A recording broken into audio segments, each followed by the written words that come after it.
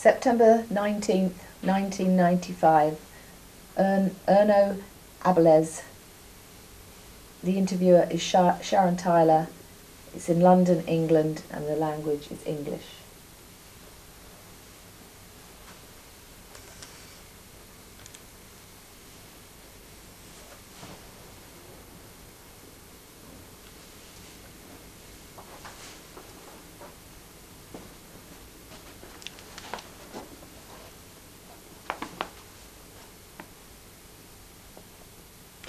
My name is Sharon Tyler. It's Tuesday the 19th of September.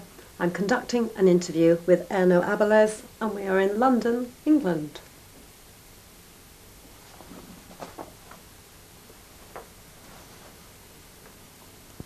Okay, Please tell me your name and spell it. Erno Abelesz. Erno is E-R-N-O. Abelesz A-B-E-L-E-S-Z. And could you tell me your name at birth and spell it? Yes, my name was given to me at Kalman. K-A-L-M-A-N. Thank you. Were you known by any other names? No. Okay. What's your date of birth? 21st of April 1933. Okay. That's for Erno. And your age now? 65. Okay. Because my original birthday is 5th of July 1930. Could you tell me the city and country of your birth? I was born in Kapuvar, Hungary. And could you spell Kapuvar? Kapuvar, K-A-P-U-V-A-R. Okay. Can you tell me why there is a difference between your name and your name at birth? Yeah, this happened in 1949 when I left Hungary illegally, just across the border to Austria. And at that time, when I was really 19-year-old, I thought I would take my deceased younger brother's papers with me in case if I get caught, I will be regarded as a juvenile and possibly I won't get charged. And once I arrived in Vienna, I had these papers with me, so I've been registered under that name and date of birth, and it stuck with me right when I came to England, and I'm known up to very date on my younger brother's name and birth date. Okay. Can we talk a bit about the town that you were born in, Kapuvar? Tell me a little bit about it. Well, Kapuvar is basically an insignificant little place in the northwestern part of Hungary. The Jewish community constituted about 5% of the total population, which was 10,000, and so the Jewish population was about 500. And people were engaged in the normal little traders, craftsmen, professionals, but nothing much. What was your family's business? My father was a grocery wholesale, which was established in the last century by my grandfather. And your mother was involved in that? My mother was, I mean, we had 6 children. She helped in the shop as much as she could. Was the grocery store servicing the Jewish community? No, it was a general community. Other shopkeepers.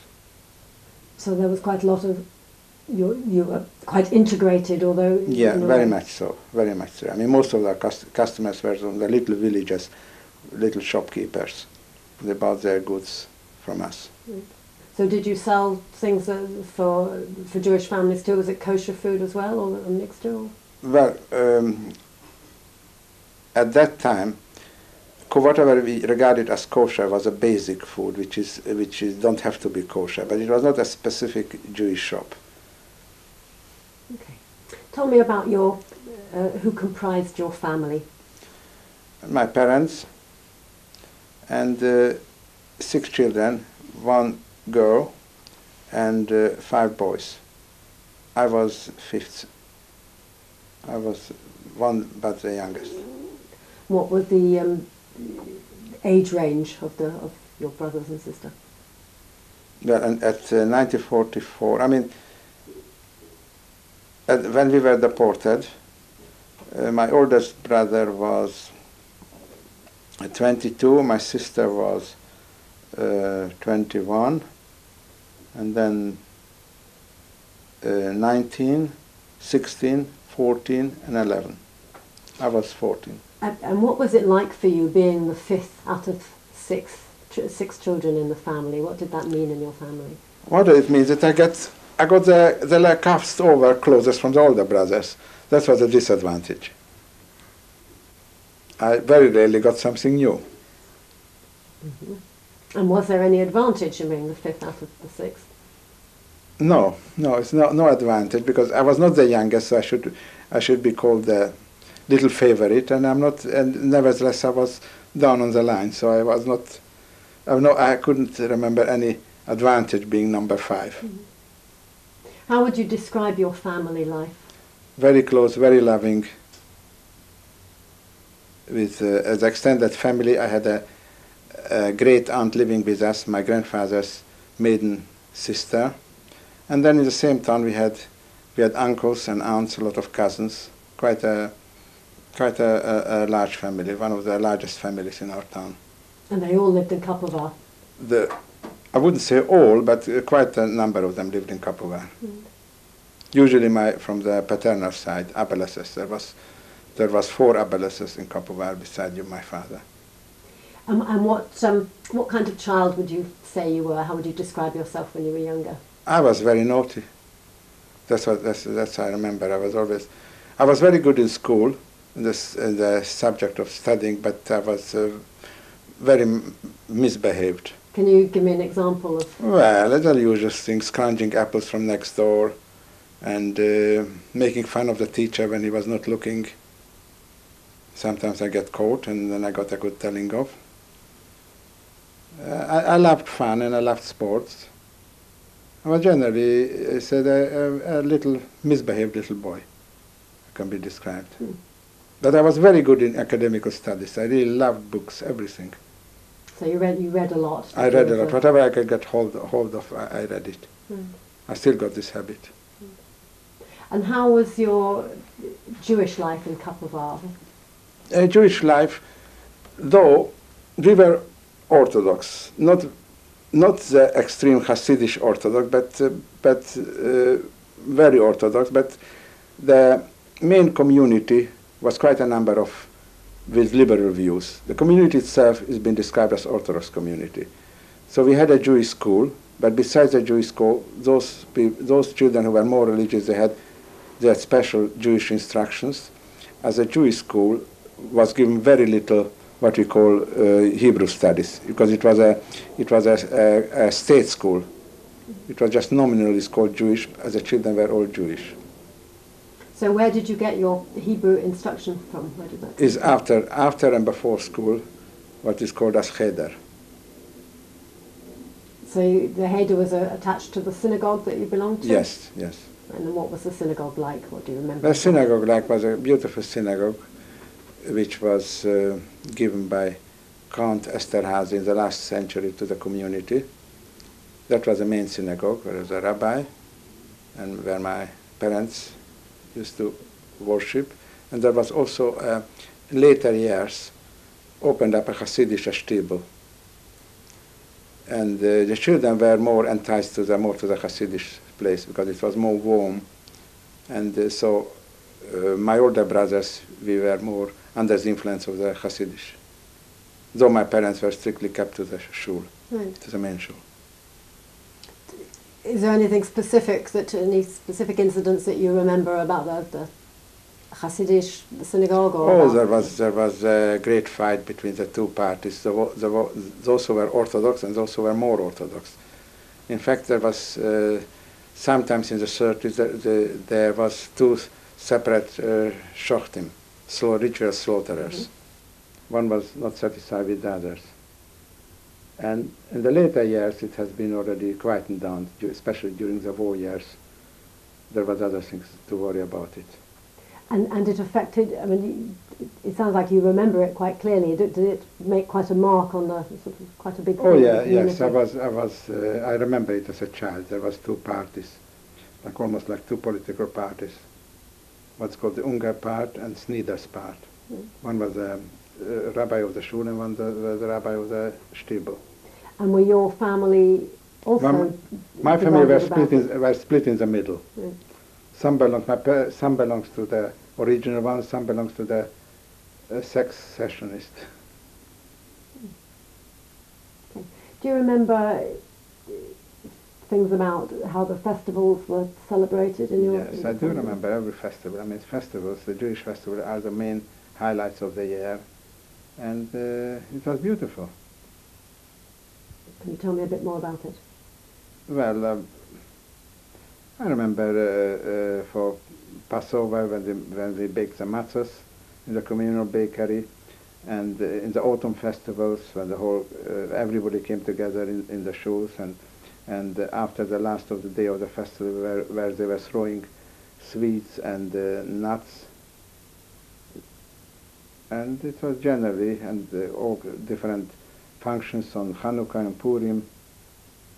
This was really the highlight. What was highlights of the great weekdays.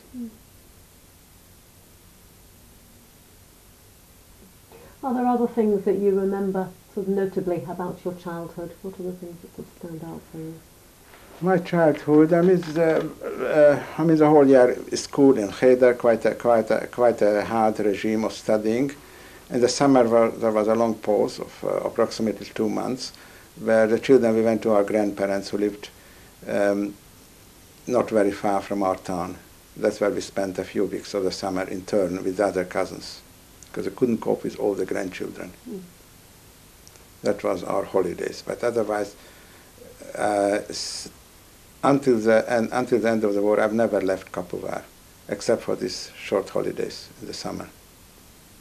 You said that the Jewish community was integrated, fairly well integrated in the town. Were most of your friends Jewish, or did you have non-Jewish friends? No, not so much socially. Socially, we are not integrated at all. I mean, this was quite separately. But as far as respected, the business people in our town, especially my family, were respected by the non-Jewish people as they're honest traders and the professional people. They were the best doctors, the best solicitors. And we had quite a good relationship with the non-Jewish community. Did you experience any anti-Semitism? Anti-Semitism usually was only from other school children, from the non-Jewish school children, sort of Jew-baiting, name-calling, which we ignored. What do you remember yourself? Well, you have to be careful, especially on Easter's, when there was from the Catholic Church there was a procession, and then they said the Jewish people should better stay indoors because the priests usually talked about it, how their God has been crucified, and they were, some of the ignorant peasants, they were liable to break some Jewish glass windows, but otherwise I haven't felt myself, I never involved in anti-Semitic incident, though there was, I heard about it.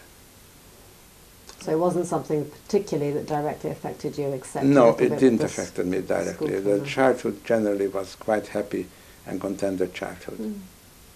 What did you know about when the war began? What did you? My first experience as a child, I remember the Anschluss, which was 1938, where Austria was occupied by the Germans, and really I remember the worried faces in the synagogue. And when I asked what went on, then they said that the Germans had occupied Austria, which is just our next door, considering we were very close to the Austrian border. And by that time we knew about Hitler, because that was one of the how they were taunting us, the non-Jewish children, Hitler is coming, and I had it in childhood, a fear that there's somebody horrible, Hitler, who is eventually going to come. This was overshadowed. This is the point which has overshadowed my happy childhood. And when were you aware of that starting? Well, as I've grown older, I've learned more and more what is going on, and by by 39, but and perhaps per previous year there was restriction on the Jews, and then we realized that we are second-grade citizens, and things are not getting better for the Jews as such. Mm. And the Jewish people were not accepted in the army. They had to call in military age into labor battalions under the supervision of the Hungarian army. And the restrictions on businesses, certain licenses have been taken away, restrictions on the professions. We felt it already that we are not safe. And this was happening 1939, 1940? Yeah, possibly it happened before, but as a child I was not aware of it. But as I've grown up, my awareness has grown, so I realize that it's Hungary is really not our country. We are here second-class citizens, and just hope to pray to God that we will get through the difficult years. Did your parents discuss it? Was it talked about at home, or it was kept very quiet? No, I can't remember that my parents has discussed it with us. But the one in school with other friends, with older children, you get information. And also, by that time, I was reading the newspapers. So I was quite well aware what is going on in Hungary and also generally in the world. I was always followed world news. I was really, perhaps even early, even at an early age, I was involved in world current affairs and what's happening in the world. I remember when the war started in France, when the Germans occupied France, as later the Russians attacked. When the Germans attacked Russia and there was war in northern Africa, I remember I used to make drawings how the Allies troops stand and how were the German troops. I was very much aware and very much conscious about the war and what's happening around us. But Hungary itself was like a little island. We felt that we are safe there, because especially in our town, even the war has not made much changes in our life. What did change, if anything? You said not many changes, but what did things change? Well, all kind of regulations about food. Certain food went on rationing. That was also not affected so much an agricultural country. And what became the refugees. Refugees started coming from Poland, Slovakia, and they brought the bad news, what's happening to the Jews in Poland. What did they tell you? Well, what I remember as a child, they were not talking a lot, but I realized that they were sort of saved from a bad fate from the general community. The Germans are just killing the Jewish people there. We had even a cousin who escaped from Slovakia who lived in Bratislava. There was not so much talk, especially in front of the children, what is going on when my uncles have been taken away from Slovakia. And but the fear was already felt. It was in the air. And of course, I understood it that we are in danger. I haven't asked you what language you spoke in your family. Hungarian. Strictly Hungarian. So there was no Yiddish spoken? No, Yiddish I haven't spoken at home. Yiddish, though, when I learned in Cheder and later on in Yeshiva, the language of the instruction was Yiddish, and gradually I got to learn the language. But it's not so much as a living language. It's more like an academical language for the study of the Talmud. Mm. So when things were spoken in your family, you could understand. It was always Hungarian, so you could always understand everything. Always in Hungarian. Everything that was going on. And as far as you remember, did you believe what you were hearing was going on elsewhere? Did it? Well, you have to believe it. I mean, it was. You could see from the faces of the people who escaped that it's something horrible going on. Mm. And my cousin, who must have been in his 20s, who escaped, and we knew that his parents had been taken away, and he's the only one who managed to get out. Taken away, what does it mean? At that time we were not certain, but we suspected it's something bad. But we haven't got any clear picture at that time about what later on we found out. Mm-hmm. That organized killings of the Jewish people in Europe. Mm-hmm. So it was, people were coming through and you were hearing little bits and pieces of Little it. bits of stories from schoolmates, older people who always had